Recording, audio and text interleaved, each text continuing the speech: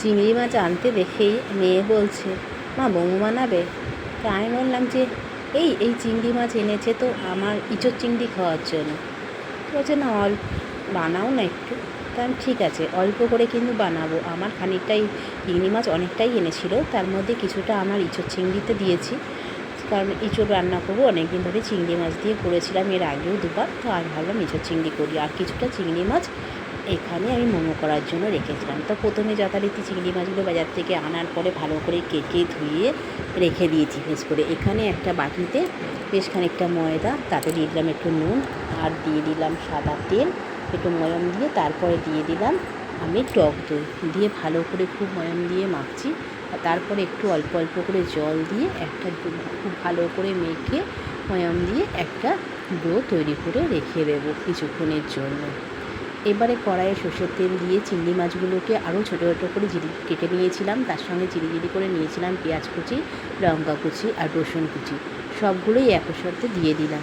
দিয়ে এবার খুব ভালো করে নেড়ে চেড়ে ওপর থেকে দিয়ে দেবো সামান্য নুন, আর দিয়ে দেবো একটু গোলমরিচের গুঁড়ো, দিয়েও আবার খুব ভালো করে নেড়ে চেড়ে নিয়ে তারপর একটু লালচে হয়ে আসলে আমি দিয়ে দেবো দু রকম সস। প্রথমে দেবো টমেটো সস, তারপর দেবো সোয়া সস, সব একসাথে দিয়ে আমি খুব ভালো করে নেড়ে ছেড়ে এটাকে আমি নামিয়ে নেব।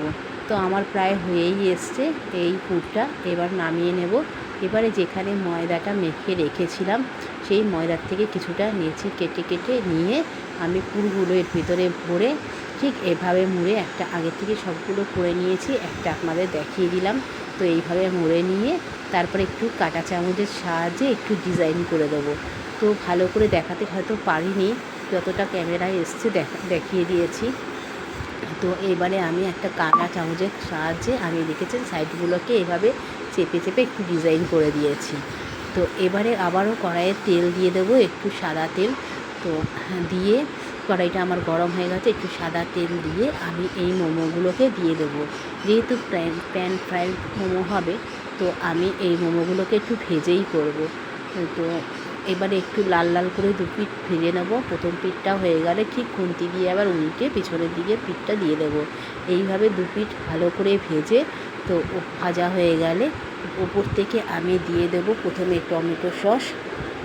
টমেটো সস দেওয়ার পরে আমি দিয়ে দেবো একটুখানি সোয়া সস, দু রকম সস দিয়ে সোয়া সসটা অল্পই দেবো, এক ঢাকনা দিয়ে দেবো।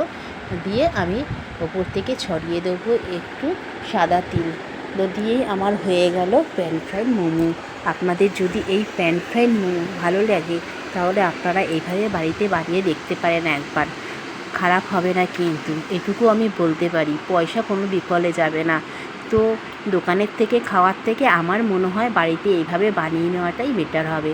তো আজ এই পর্যন্ত, নেক্সট ভিডিও দেখার জন্য অনুরোধ রইল।